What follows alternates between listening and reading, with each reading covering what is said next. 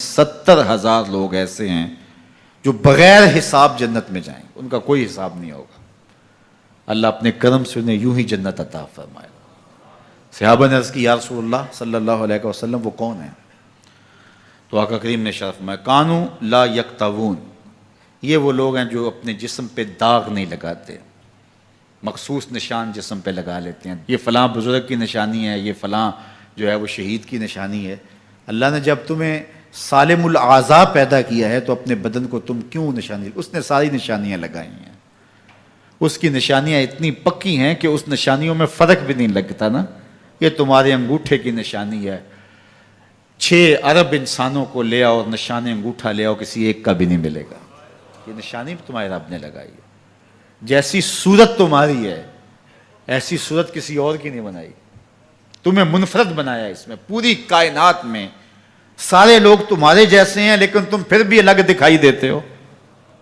سب کی 2 آنکھیں، سب کا ناک، سب کے ہونٹ، سب کا رنگ ملتا جلتا، لیکن سب کی شکلیں الگ ہیں۔ یہ زید ہے، یہ بکر ہے، یہ عمر ہے، یہ آس ہے، یہ فلاں ہے۔ دوسرے وہ ولا یسترقون، اور وہ رقیہ نہیں کرتے، یہ چھو منتر جادو ٹونا ہر وقت عاملوں کے پاس بھاگے پھرتے ہیں، اور وہ انہیں جو ہے وہ غلط سلط ٹوٹ کے ٹونے بتاتے ہیں اور وہ کرتے رہتے ہیں۔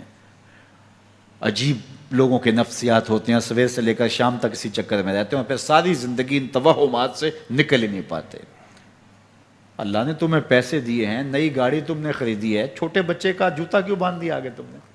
جوتا باندھنے سے اگر یہ ایکسیڈنٹ سے، حادثے سے گاڑی بچ سکتی ہوتی ہے تو پھر پاکستان کے جتنے PIA کے جہاز ہیں سب پر باندھ دینا چاہیے، سب پہ جوتے لٹکے ہوئے ہوں۔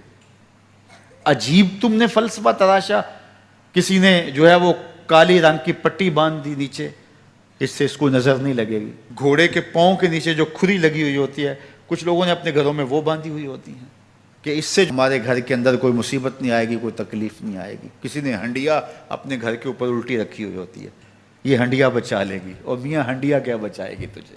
اللہ کے قہر سے کچھ نہیں بچا سکتا۔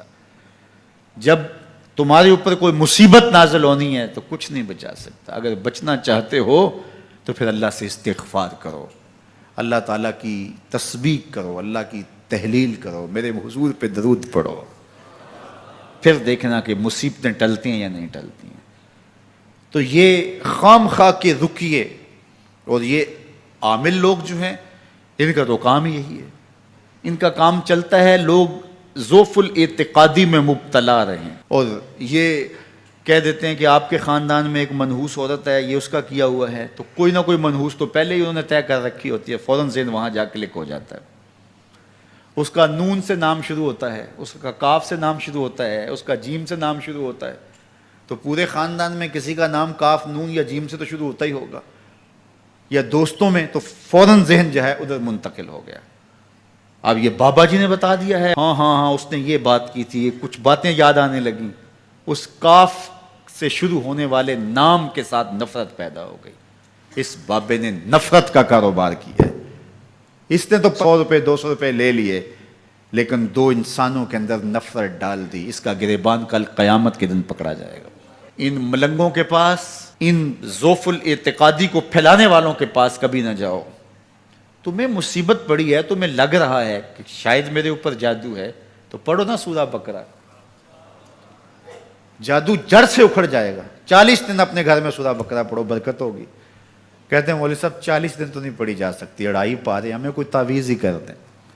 ہم شارٹ کٹ چاہتے ہیں نا، روزانہ صبح 2.5 پارے سورہ بقرہ پڑھیں، یہ تو ہم سے نہیں پڑھی جائے گی، تو آپ کوئی تعویذ ہی لکھ دیں۔ کاروبار میں برکت نہیں، میں کہتا ہوں پڑھو نا سورہ واقعہ، 3 رکوع ہیں، برکت ہوگی۔ ہم کہتے ہیں ہمیں تعویذ ملنا چاہیے، بس وہ ہم گلے میں رکھ دیں، بٹوے میں رکھ لیں، پرس میں رکھ لیں، اور ہمارا کام ہو جائے، ہمیں کچھ بھی نہ پڑھنا پڑے، ہمیں وضو تک نہ کرنا پڑے، نماز نہ پڑھنی پڑے، اور برکت ہو جائے۔ ایسے برکت تو نہیں آتی۔ اس لیے چھوڑو ان کی جان، آؤ قرآن مجید پہ آؤ، آؤ سجدوں پہ آؤ، آؤ دعاؤں پہ آؤ۔ سحری کے وقت اس کی رحمتیں آواز دے رہی ہوتی ہیں، حل میں مسترزقن، ہے کوئی رزق مانگنے والا، اور تم اس وقت سوئے ہوئے ہو، سارے دن ٹھوکریں کھاتے ہو۔ آؤ نا اس وقت جھولی پھیلا کے، ہاتھ پھیلا کے کہو مالک تو جھولیاں بھر دے، تو پھر دیکھنا کبھی کمی نہیں آئے گی، عطا فرمائے گا۔ اس ویڈیو کو شیئر ضرور کیجئے، ہو سکتا ہے آپ کے ایک شیئر سے یہ بات کسی کے دل میں اتر جائے۔ جزاک اللہ۔